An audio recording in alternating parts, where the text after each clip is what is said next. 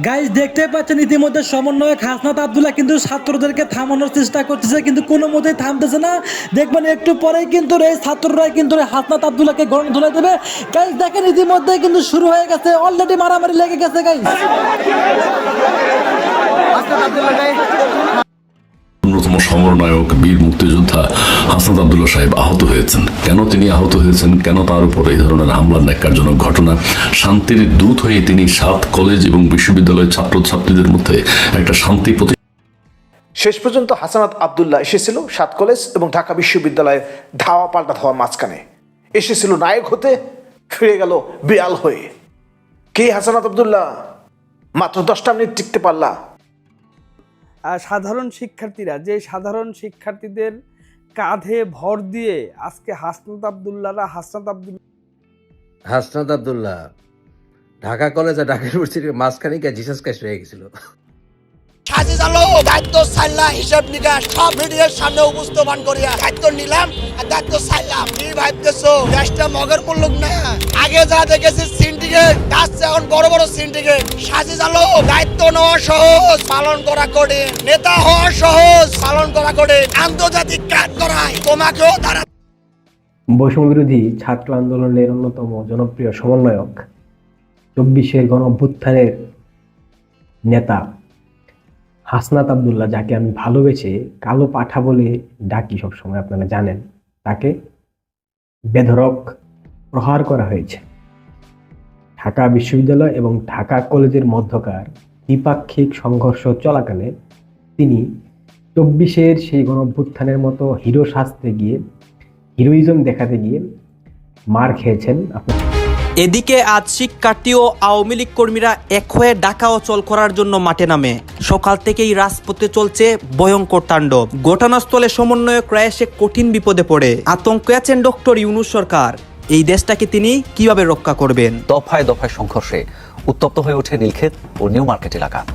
কয়েক ঘন্টা ধরে চলা সংঘর্ষের পর সড়ক অবরোধের নেগেটিভ ইফেক্ট হচ্ছে আজকে সারা ঢাকাতে যেই পরিকল্পনা করা হয়েছে, বাংলাদেশ থেকে ঢাকা এক ধরনের বিচ্ছিন্ন হয়ে যাবে। কারণ ঢাকাকে অবরোধ করা হবে সকাল 9টা থেকে বিকাল 5টা পর্যন্ত। কেন 7 কলেজের শিক্ষার্থীরা এমন কঠিন সিদ্ধান্ত নিল? কেন আমরা বারবার একই দৃশ্যপট দেখতে পাচ্ছি? এখন তো শুরুতে বলছি, সামনে কিন্তু ফাইনাল খেলা, কিন্তু এই খেলায় তো এই বাচ্চারা ভুল করতেছে রে ভাই। দরকার তো নাই কোনো, ওনারা যে খেলায় নামছে ওটা তারা পারবে না করতে। উপদেষ্টারা কি গতকাল রাতের মতো আজ রাতেও পালিয়ে যাবে? আর ছাত্রলীগ তো রাতে রাতে ভয়ঙ্কর হয়ে ফিরবে। একটা খুব ভয়ঙ্কর কিছু ঘটতে পারে আমাদের এই শহরে, এটা বোঝা যাচ্ছিল। ইনফ্যাক্ট গতকাল বেশ রাতে, গভীর রাতে, এবং বিশেষ করে ঢাকা ইউনিভার্সিটি স্টুডেন্টদের একটা আচরণ আমার কাছে রীতিমতো ছাত্রলীগের মতো আছে। গতকাল রাতে সমন্বয়ক হাসনাত আব্দুল্লাহকে গণধোলাই এমন একটি ভিডিও ফুটেজ বর্তমান সামাজিক যোগাযোগের মাধ্যমে ভাইরাল হওয়া ছড়িয়ে পড়ছে। তো বন্ধুরা, এটা কি সত্য নাকি গুজব তা নিয়ে থাকতেছে আজকের ভিডিওতে বিস্তারিত, এবং সেই সাথে থাকতেছে এতক্ষণ যে ভিডিও ফুটেজগুলো দেখলেন তার আপডেট খবর। বন্ধুরা চলুন ভিডিওতে আজকে আর বেশি কথা বাড়িয়ে আপনাদের মূল্যবান সময়টি আমি নষ্ট করতে চাই না, সরাসরি আজকে আমরা চলে যাব মূল ভিডিওতে। আর সেখানে আজকে আমরা দেখব সত্যি সত্যি কি হাসনাত আব্দুল্লাহকে গণধোলাই করা হয়েছে নাকি এটা গুজব।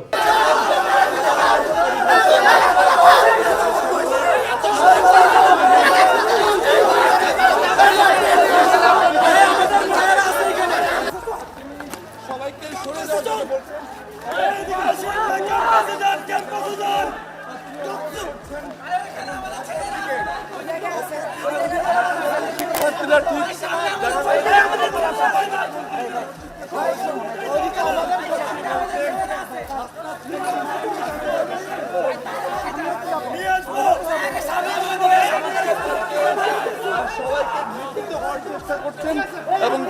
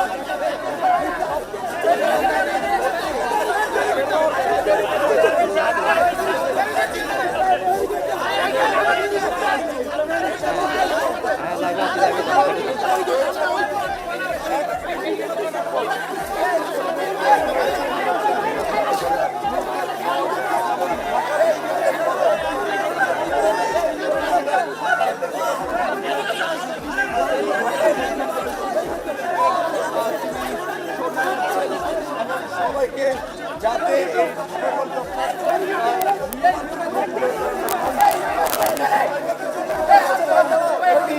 মানব ঢাল তৈরি করছেন হাতে হাত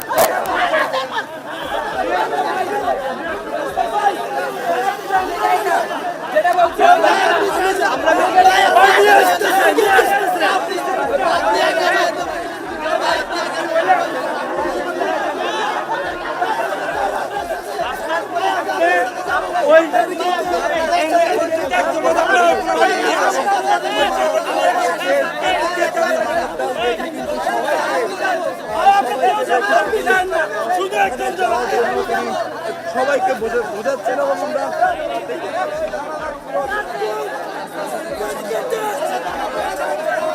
সবাইকে শান্ত থাকার জন্য বলছেন।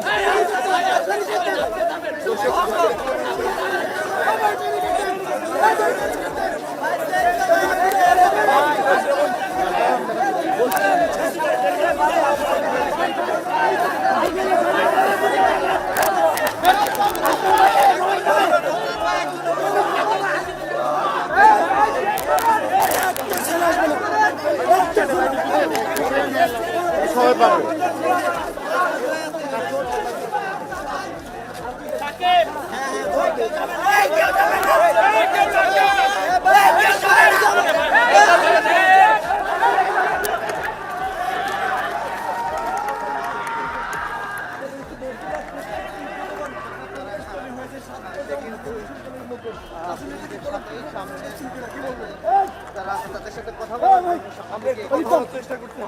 আমি দেখতেছি ওই পাশে যান, আমরা একটু কথা বলার চেষ্টা করছি। এই পাশে যান,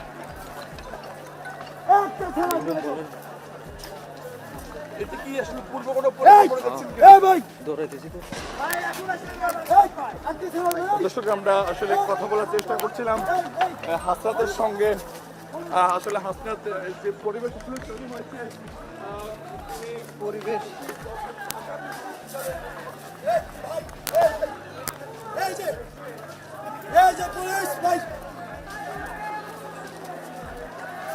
এই যে ভাই শুনেন,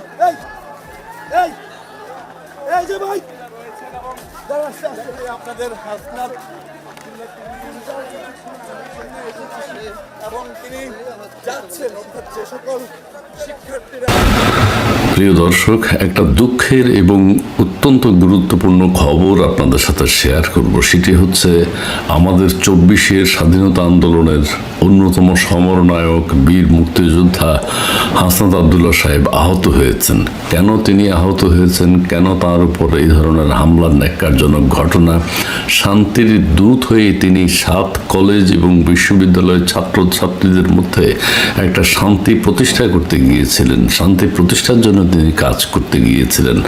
সেখানে কেন এত বড় একজন সমন্বয়ককে আহত হতে হবে, প্রধান উপদেষ্টার কাছে আমরা সেটার জবাব চাই। তার আগে আমরা একটু ভিডিওটা নিয়ে দেখে নিই, তারপরে বাকি কথা। না, এটি গ্রহণযোগ্য হতে পারে না। কারণ হচ্ছে হাসনাত আব্দুল্লাহ এমন একজন মানুষ যিনি ছাত্রছাত্রীদেরকে সংগঠিত করেছিলেন। সেই ছাত্রছাত্রীরা কেন হাসনাত আব্দুল্লাহকে চিনতে পারেনি, এটি ভাববার বিষয়।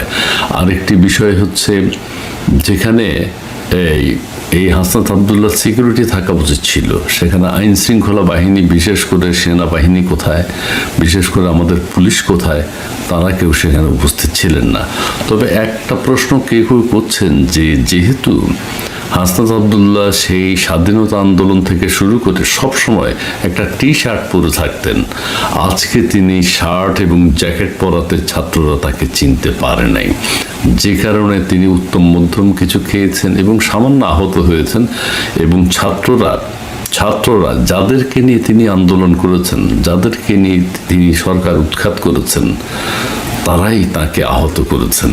এটি কোনোভাবে বাংলাদেশের মানুষ স্বাভাবিকভাবে নেবে না। কাজেই হাসনাত আব্দুল্লাহ যেই পোশাকই পরুন না কেন, পাঞ্জাবি পায়জামা অথবা টি শার্ট, অথবা তার ব্র্যান্ড হচ্ছে টি শার্ট, কিন্তু তিনি আজকে ভুলে শার্ট পরে এবং জ্যাকেট পরে এই আন্দোলনে শান্তি প্রতিষ্ঠা করতে গিয়েছিলেন। কেউ কেউ বলছেন যে উনি কে আন্দোলনে শান্তি প্রতিষ্ঠা করার, সেটি বাবারের বিষয় না। তারপরে তো তারা দেশ স্বাধীন করেছে, তাদের একটা দায়িত্ব আছে এবং সারা দেশব্যাপী হাসনাত আব্দুল্লাহ সাহেব সহ অন্যান্য সমন্বয়করা দায়িত্ব পালন করছেন। তাদের গায়ে কেউ কখনো ফুলের ছোটা দিয়েছিল? দেয়নি। তারা প্রয়োজনে সেনাবাহিনীর ঘাড়ে উঠে বক্তব্য দিয়েছেন। কিন্তু আজকে কোথায় সেনাবাহিনী? সেনাবাহিনীর ঘাড়ে উঠে যদি হাসনাত আব্দুল্লাহ সাহেব আজকে বক্তব্য দিতেন, এখানে এই ঢাকা বিশ্ববিদ্যালয় এবং 7 কলেজের ছাত্রছাত্রীদের মধ্যে একটা শান্তি প্রতিষ্ঠা হয়ে যেত। কিন্তু সেটি আমরা হতে দেখিনি। ছাত্ররা কি করেছে? তাকে ভুয়া ভুয়া বলে ধাওয়া করেছে এবং তাকে উত্তম মধ্যম কিল ঘুষি দিয়েছে। এটি প্রত্যাশিত নয়। কাজে আমাদের প্রধান উপদেষ্টা প্রফেসর ডক্টর মোহাম্মদ ইউনূস, তাকে এর জন্য জবাবদিহি করতেই হবে এবং হাসনাত আব্দুল্লাহদের, ওনারা যতদিন বেঁচে থাকবেন তাদের সার্বক্ষণিক নিরাপত্তার ব্যবস্থা করতে হবে। তারা যেখানেই যাবেন সিসি ক্যামেরার ব্যবস্থা করতে হবে। কারা তাকে আঘাত করে, কেন তাকে চিনতে পারেনি, কেন হাসনাত আব্দুল্লাহ ওখানে গিয়েছেন, কেন আমাদের উপদেষ্টারা তাকে সার্বিক নিরাপত্তা দিতে পারেনি, এর জন্য প্রধান উপদেষ্টা বরাবর আমাদের তীব্র দাবি এবং আমরা ক্ষোভ প্রকাশ করছি। শেষ পর্যন্ত হাসানাত আব্দুল্লাহ এসেছিল 7 কলেজ এবং ঢাকা বিশ্ববিদ্যালয়ের ধাওয়া পাল্টা ধাওয়ার মাঝখানে। এসেছিল নায়ক হতে, ফিরে গেল বিড়াল হয়ে। কে হাসানাত আব্দুল্লাহ? মাত্র 10টা মিনিট টিকতে পারলা, অথচ এই রণক্ষেত্রে আমার ভাইয়েরা ঘন্টার পর ঘন্টা উন্মত্ত উচ্ছৃঙ্খলা মেতেছিল। কেন এই পরিবেশ তৈরি হলো? মনে পড়ে 5 মাস আগের কথা, ডেকেছিলে আয় তোরা রাজুতে আয়, রাজুতে আয়। সবাই এসেছিল, কিন্তু যাইতে বলো তারা তো যায় না, নিজেই বিদায় হয়ে গেলে। নেতা হয়েছ, বিশৃঙ্খলা সৃষ্টির জন্য তুমিই দায়ী। এই ছাত্র সমাজের উচ্ছৃঙ্খলতা, তাদের গাছে চড়ে দেওয়া, সবকিছুর জন্য তো এই তোমরা দায়ী। যত সহজে গাছে উঠিয়ে দেওয়া যায়, ঠিক তত সহজে নামানো যায় না। হাসানাত আব্দুল্লাহ, মাত্র 10টা মিনিট টিকতে পারলা, কেন তুমি থাকলা না ওই ছাত্রদের সঙ্গে? রিক্স হয়েছে, তাই না? আমার ভাইয়েরা রিক্সে থাকবে আর সুবিধা নিবে তুমি, নেতা হয়ে যাবা। কেন আজ এই পরিস্থিতি? ছাত্র সমাজের নায়ক হতে চাও, নেতা হতে চাও, বিঘ্ন সৃষ্টি করতে পারো, কিন্তু সমাধানের পথে আসতে পারো না। তোমার এই ক্যারেক্টার সামনেও দেখবো, কিন্তু আফসোস এবার নায়ক নও, ভিলেনে পরিণত হবা। ছাত্র সমাজ তোমার উন্মোচন করে দেবে মুখ। সহজে ঢাকা বিশ্ববিদ্যালয় 7 কলেজের স্টুডেন্টদের বোকা বানাতে পাবে না। বোকা বারবার হয় না কেউ। সুযোগ তৈরি হয়েছে তোমার জন্য, তাই না? সুযোগ একটা এসেছিল, সদ্ব্যবহার করতে পারলে না। ইস, আফসোস আফসোস। রাজুতে আয়, ডায়লগ মারো, এখন ক্যাম্পাসে ফিরে যাও, ক্যাম্পাসে ফিরে যাও। ক্যাম্পাসে তো ফেরাতে পারো না, 10টা মিনিট ওই রণক্ষেত্রে টিকতে পারো না। সেই রণক্ষেত্রে আমার ভাইয়েরা ঘন্টার পর ঘন্টা একে অপরের ধাওয়া পাল্টা ধাওয়া করেছে। কোথায় ছিল তোমার উপস্থিতি? কেন রাত 10টার সময় আসনি? দেখেছো উত্তপ্ত হোক আরো পরিবেশ, যখন তারা ক্লান্ত পরিশ্রান্ত, তাদের ক্যাম্পাসে ফিরে যাওয়ার সময় হয়েছে, ঠিক সেই মুহূর্তে এসে নায়ক হতে চেয়েছো। মনে রাখবা, নায়ক ইতিহাসে একবারে হওয়া যায়, ইতিহাস একবার সুযোগ দেয়, সেই সুযোগ বারবার পাবে না। ভুলন্টুরিত করেছো তুমি ছাত্র সমাজকে, এদের ভবিষ্যতের জন্য তুমিই দায়ী। ছাত্র সমাজকে উদ্দেশ্য করে বলতেছি, এই ধরনের নেতাদের চিহ্নিত করে রাখো, যারা উচ্ছৃঙ্খলতা তৈরি করে। সমাধানের পথ কখনোই তারা বের করে দিতে পারবে না। তারা শুধু উচ্ছৃঙ্খলতা এবং সমস্যা জটিলতা সৃষ্টি করবে এবং ছাত্র সমাজের ভবিষ্যৎ জীবনকে অন্ধকারে ঢেকে দিবে। নিজেরা তো পড়াশোনা শেষ করেছে, লাখ লাখ কোটি কোটি টাকা ইনকাম করেছে, বা নিজেদের ভবিষ্যতের কথা ভাবো, নেতাদের পিছু ছাড়ো। এই সমস্ত নেতাদের জন্য তোমাদের ভবিষ্যৎ আজ অন্ধকারের দিকে। পরিবারের কথা ভাবো, ভবিষ্যতের কথা ভাবো। দিন সামনে পড়েই রয়েছে, নেতৃত্ব তোমরাই দিবা, কোনো নেতা লাগবে না। ধন্যবাদ সবাইকে। হাসনাত আব্দুল্লাহ ঢাকা কলেজ আর ঢাকা ইউনিভার্সিটির মাঝখানে গিয়ে জিসাস ক্রাইস্ট রয়ে গেছিল। 2 দেখে হাত চলাই দিছে।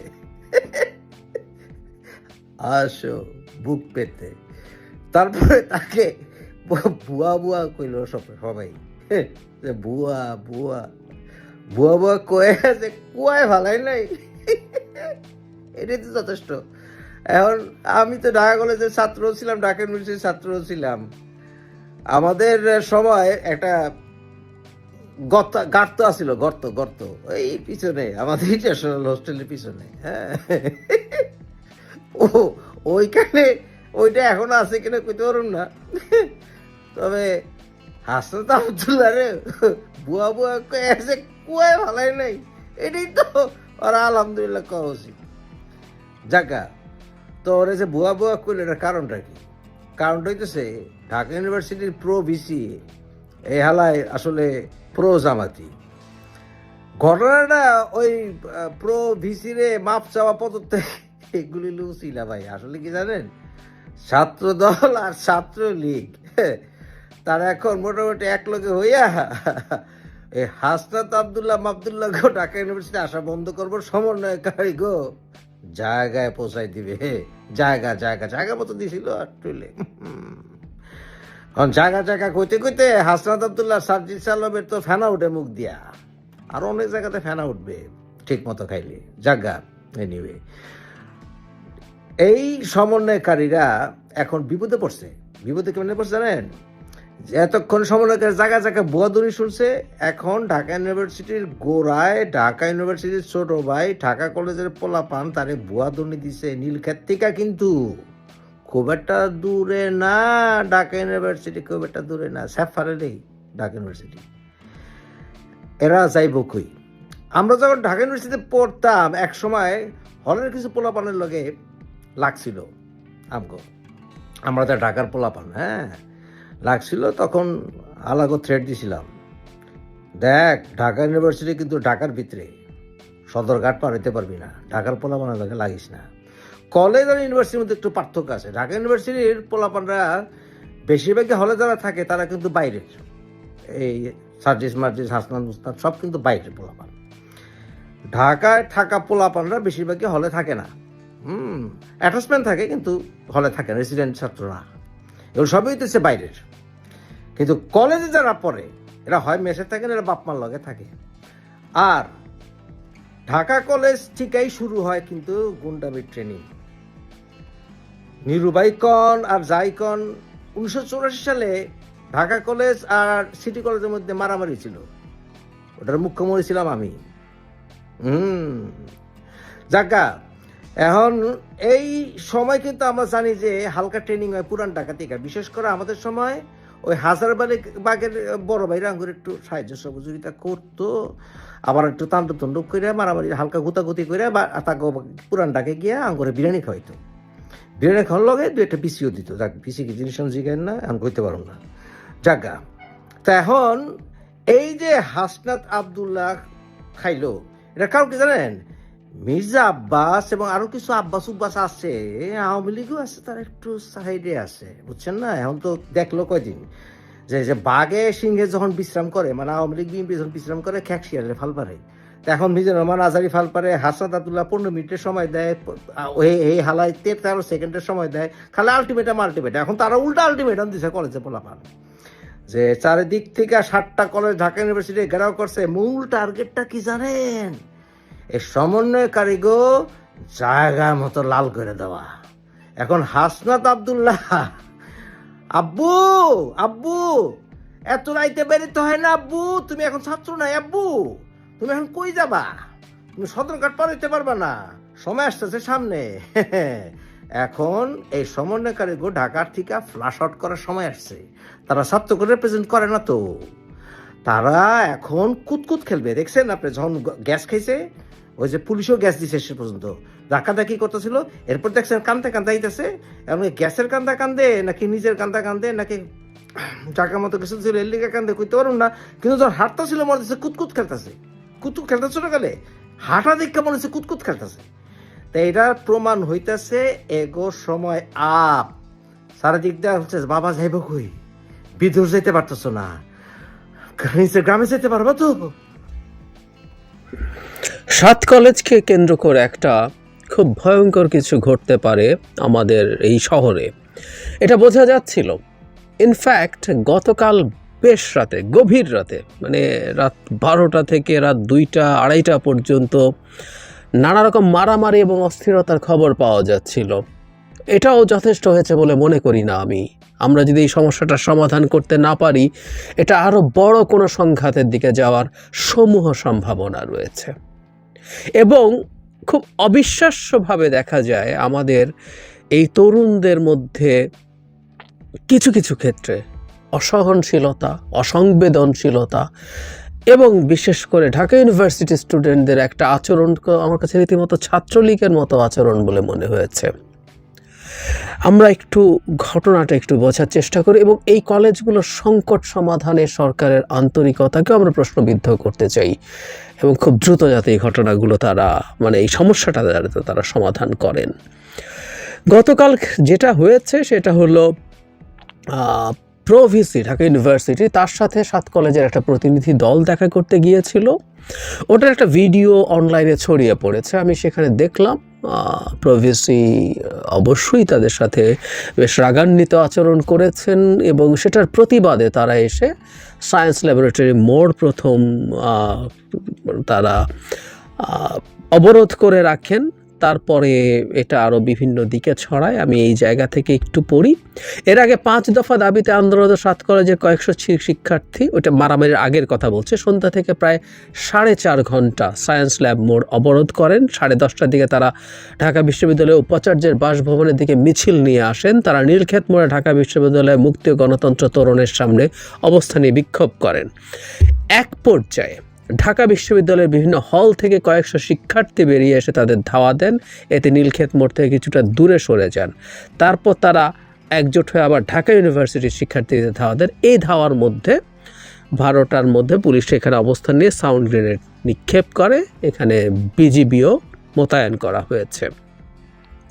তারা বলছেন যে তারা সহ উপাচার্যের সাথে দেখা করেছেন, তার কৃষি অপমান করেন, তাদের 5 দফা দাবি নিয়ে আলোচনা করতে যান এবং তার দুঃখ প্রকাশ দাবি করেন। আমি পরে দেখলাম যে প্রভিসি দুঃখ প্রকাশ করেছেন, কিন্তু সমস্যার সমাধান হয়নি। ওখানে বরাবরের মতো বৈষম্য বিরোধী ছাত্র আন্দোলনের তো কেউ না কেউ যেতে হবে, কোনো সংকট হলেই তারা গিয়ে হাজির হন।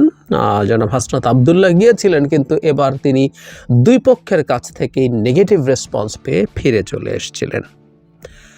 5 দফা দাবি এবার কি আমি ওদের দীর্ঘকালীন যে সংকট সেটা নিয়েও কথা বলবো। 5 দফা দাবির মধ্যে রয়েছে 2024-25 সেশন থেকে 7 কলেজের ভর্তি পরীক্ষায় অযৌক্তিক কোটা পদ্ধতি বাতিল করতে হবে।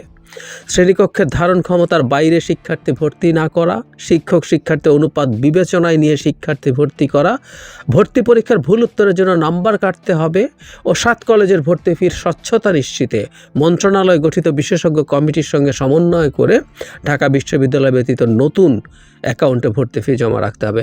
আমি খুব জটিল কিছু তো আসলে মনে করছি না এই চাওয়াটা। তাদের আরেকটা চাওয়া আছে যেটা আসলে এই সংকটের প্রধান সমাধান বলে আমার মনে হয়, কারণ আমরা খেয়াল করেছি এই সরকার ক্ষমতায় আসার আগেও, শেখ হাসিনার পতনের আগেও এবং পরবর্তীতেও আসলে তাদের এই মুভমেন্ট হয়েছে এবং বিভিন্ন সময় তারা রাস্তা অবরোধ করেছেন এবং তাদের এই রাস্তা অবরোধ বহু জনভোগান্তিও তৈরি করেছে। এটাও সত্য কথা, এটা মানতে হবে। কিন্তু তাদের তো ডেপ্রাইভেশন আছে, তাদের উপরে অন্যায় আছে, আমি সেই জায়গায় আসবো। কিন্তু এই যে 5 দফা তাদের দাবি আছে, এই দাবিগুলো খুব কঠিন কিছু কি আমি মনে করি না, কিন্তু এই দাবিগুলো মানা হলো না এবং মানা না হয়ে পাল্টা তাদের সাথে এমন আচরণ করা হলো যেটা তাদেরকে ক্ষুব্ধ করে তুলেছে। আবার এটাও সত্য যে কিছু হলেই আমরা গিয়ে রাস্তা অবরোধ করে ফেলছি, এটা তারা আগেও বহুবার করেছেন, আবারও করলেন।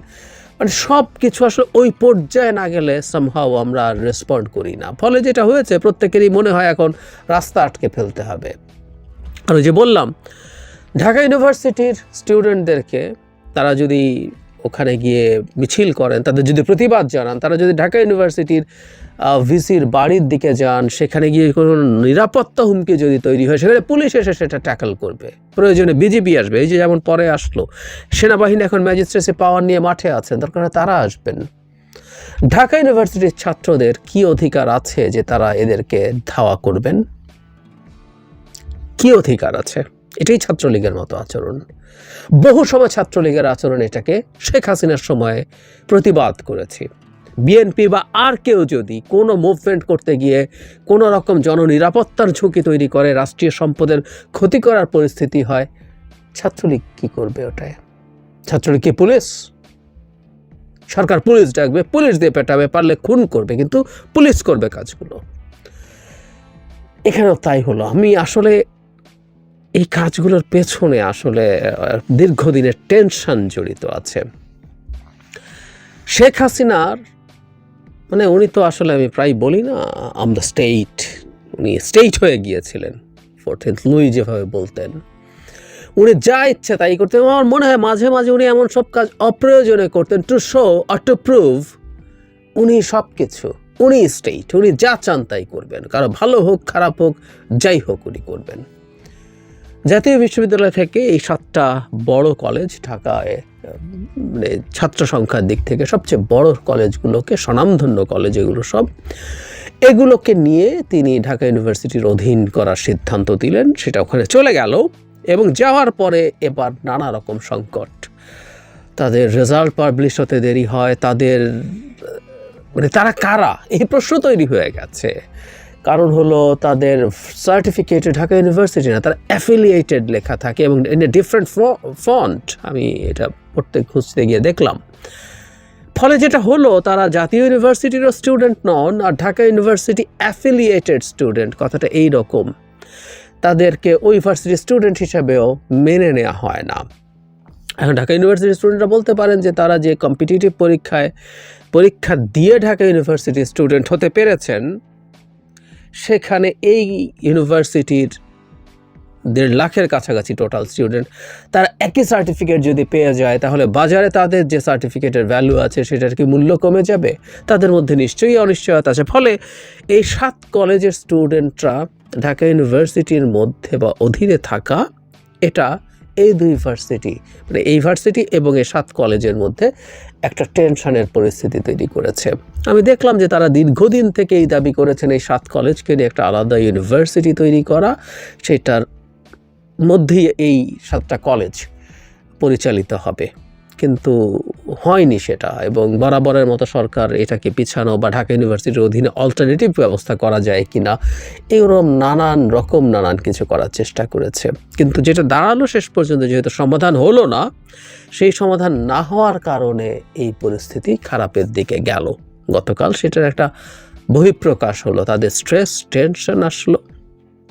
একটা পর্যায়ে ইভেন ইডেন কলেজের স্টুডেন্টরাও রাস্তায় নেমে এসেছিলেন, তারাও তাদের কলেজের সামনের রাস্তা অবরোধ করেছিলেন। এই পরিস্থিতি তৈরি হয়েছে, পরিস্থিতি ওই দিকে যেতেই হলো শেষ পর্যন্ত। একই সাথে আমি একটা জিনিস মনে করি, সেটা হচ্ছে যেহেতু আমাদের এই সরকারকে কোনো না কোনো ফর্মে ডিস্টেবিলাইজ করার চেষ্টা আছে, সত্যিই আছে এটা। ফলে এই ধরনের ঘটনা, এই ধরনের পরিস্থিতিতে যে কোনো ক্ষেত্রেই মানে কোনো এজেন্ট ঢুকে পড়া এবং তারা ঢুকে এমন একটা পরিস্থিতি তৈরি করা যাতে একটা বাজে পরিস্থিতি তৈরি হয়, যেখানে সরকার চাপে পড়ে, যত রকমভাবে চাপ তৈরি করা যায়। ফলে সরকারকে এই সিচুয়েশনগুলো ভালোভাবে ডিল করা দরকার। শুধু তাই নয়, আমাদের স্টুডেন্টরা, আমরা দাবি করি বা আমরা মনে করি আমাদের সমাজের সবচেয়ে শিক্ষিত, সবচেয়ে ভালো স্টুডেন্টরা, এই 7 কলেজেরও স্টুডেন্টরা খুবই ভালো স্টুডেন্ট, নিশ্চয়ই এগুলো খুব টপ কলেজ, একই সাথে ঢাকা ইউনিভার্সিটিতে আছে। তাদের এই সেন্সিবিলিটিটা থাকা দরকার, এই সেন্সটা থাকা দরকার যে তারা যা করছেন এটা প্রকারান্তরে কার জন্য ভালো হচ্ছে, কার জন্য খারাপ হচ্ছে। একটা জায়গায় তারা রাস্তা অবরোধ করেছেন, সেখানে যদি পুলিশ মনে করে এখানে তাদেরকে সরাতে হবে, তার জন্য যদি বল প্রয়োগও করতে হয়, সেটা রাষ্ট্রীয় বাহিনী করবেন। যখন ভার্সিটির সাথে এই 7টা কলেজের এই ধরনের টেনশন তৈরি হয়েছে, কিন্তু সুদূর প্রসারী প্রভাব আছে, এটা কন্ট্রোল করা কঠিন হবে। গতকাল এটা হয়েছে, পরবর্তীতে অন্য সময় এটা কোনো না কোনো ফর্মে এটা বেরিয়ে আসতে পারে, কারণ অন্তত ঢাকা ইউনিভার্সিটির সাথে ঢাকা কলেজ খুব কাছাকাছি জায়গায় অবস্থিত। ফলে এই কলেজের সাথে ইউনিভার্সিটির যে কোনো সময় আবার যে কোনো রকমভাবে টেনশন তৈরি হয়ে যেতে পারে। এটা খুবই অস্বাভাবিক কিছু না। সুতরাং এটা একটা বিরাট ঝুঁকির জায়গা, ঝুঁকির ব্যাপার। সুতরাং এই যে 5 দফা নিয়ে তাদের সাথে আলোচনা হতে যাচ্ছিল, তাদের এই 5 দফা নিয়ে আলোচনা করা দরকার এবং আমি 7 কলেজের স্টুডেন্টদেরও শান্ত থাকা দরকার বলে মনে করি, প্রত্যেক পক্ষকে ছাড় দেয়া, যে তাদের এই দাবি দাওয়াগুলো যদি কিছুটা সময় লাগুক, কিন্তু কোনো রকম কোনো অস্থিরতা যাতে আমাদের এটাকে কেন্দ্র করে তৈরি না হয়। গার্মেন্টের ওইদিকে এখনও সংকট চলছে। এই 2 দিন আগেও বেক্সিমকোর যে কর্মীরা আছে তারা অনেক রকম অস্থিরতা তৈরি করেছেন, তারা নানান রকমভাবে প্রটেস্ট করেছেন। নট অনলি দ্যাট, কোনো ফ্যাক্টরিতে আগুনও দিয়েছেন তারা। সো সে দীর্ঘকালীন যে সংকট চলা সেটা চলছিল। এখনও যে কোনো পরিস্থিতিতেই রাস্তা দখল করে ফেলা হচ্ছে, খুব অল্প কিছুজন মানুষ মিলেই রাস্তা দখল করে ফেলছেন, কখনো কখনো সরকার বল প্রয়োগ করছেন। গতকালই আমার যে মাদ্রাসা আছে সেখানকার শিক্ষকদের একটা মিছিল প্রধান উপদেষ্টার কার্যালয় অভিমুখে যাওয়ার পথে, সেখানে পুলিশ বাধা দিয়েছে, তাদের উপরে হামলা হয়েছে। কেউ একটা কথা বলছেন, ইবতেদায়ী যে শিক্ষকরা আছেন তাদের উপরে হামলা এবং মাদ্রাসার শিক্ষক বা শিক্ষকের উপরে হামলা করা হয়েছে। আমি একটা জিনিস মনে করি, দাবি দেওয়া যারাই করুন না কেন, আমরা প্রত্যেক মানুষকে ইকুয়ালি সম্মান করি, প্রত্যেকের তার দাবির জায়গা আছে, কিন্তু সেটা কিভাবে জানাবেন সেটা ব্যাপার। সুতরাং পুলিশ যদি বল প্রয়োগ করে, সেটা প্রত্যেকটা মানুষের উপরে বল প্রয়োগকে আমরা যদি নিন্দা করি, প্রত্যেকটার উপরে নিন্দা করতে হবে। কারো উপরে কম, কারো উপরে বেশি, অন্যায় হলো কম হলো এভাবে দেখা ঠিক না। কিন্তু এটাই যেটা বলছিলাম, যে নানান রকম দাবি দাওয়া এসে হাজির হচ্ছে, সরকারের জন্য সরকার চালানো কঠিন হচ্ছে, এই রকম একটা অন্তর্বর্তী সরকারের কাছে সব দাবি নিয়ে হাজির হচ্ছে। এই জায়গাগুলো একটু সচেতনভাবে বিবেচনা করা দরকার।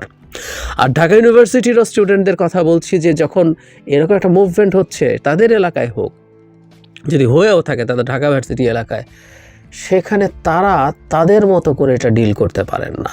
মানে তারাও যদি মনে করেন যে আইন নিজের হাতে তুলে নেওয়া যায়, বাংলা সিনেমায় শুনতাম শেষ দৃশ্যে পুলিশ এসে বলতো আইন নিজের হাতে তুলে নেবেন না, খুবই জরুরি কথা। আসলে আমরা সেখানে হাসাহাসি করতাম, এটা আসলেই সঠিক কথা। তাদেরকে এই রাইট কেউ দেয়নি। সুতরাং এই যে গতকালের এই পাল্টাপাল্টি হাঙ্গামাটা হলো এবং এটার একটা দীর্ঘমেয়াদী প্রভাব পড়তে পারে, এটা ঢাকা ইউনিভার্সিটির স্টুডেন্টরা তাদেরকে ধাওয়া করার কারণে হয়েছে। আবার এখন পরবর্তীতে কোনো কলেজের স্টুডেন্ট এবার ঢাকা ইউনিভার্সিটির প্রতি কোনো রকম কোনো নেগেটিভ কিছু করতে যায় কিনা, সেগুলো হওয়ার সম্ভাবনা তৈরি হচ্ছে। কিন্তু আমি আশা করি প্রত্যেক পক্ষ, সব পক্ষ এই ব্যাপারে তাদের ছাড় দেওয়ার মানসিকতা রাখবেন। প্রফেসি তাদের সাথে যে উত্তেজিত আচরণ করেছেন, তিনি খুবই হোল হার্টেডলি অ্যাপোলোজাইজ করেছেন। আমি আশা করব আমাদের 7 কলেজের স্টুডেন্টরা সেটাকে অ্যাকসেপ্ট করবেন, আলোচনা করবেন এবং একটা হাঙ্গামা যেহেতু হয়ে গেছে, এবার সরকার হয়তো এই জিনিসগুলো ডিল করবেন। কিন্তু ওই যে জরুরি কথা, তাদের ভেতরকার যে স্ট্রেস আছে, যে টেনশন আছে, তাদের এই ঢাকা ইউনিভার্সিটির অধিভুক্ত হয়ে তাদের যে সংকটগুলো তৈরি হয়েছে, সেগুলো আসলে পার্মানেন্টলি সমাধান। ধন্যবাদ প্রিয় দর্শকবিন্দু, আমাদের ফুল ভিডিওটি দেখার জন্য আপনাকে জানাই অসংখ্য ধন্যবাদ। তো বন্ধুরা, কালকে একটা কন্ট্রোভার্সি হয়েছে, মূলত সেখানে হাসনাত আব্দুল্লাহকে কোনো গণধোলাই দেওয়া হয়নি, এটা ছিল একটা ফেক এবং গুজব। এমন নিত্য নতুন আপডেট খবর সবার আগে পেতে চাইলে এখনই আমাদের এই পিচ্চি সাকিব ইউটিউব চ্যানেলটি সাবস্ক্রাইব করুন।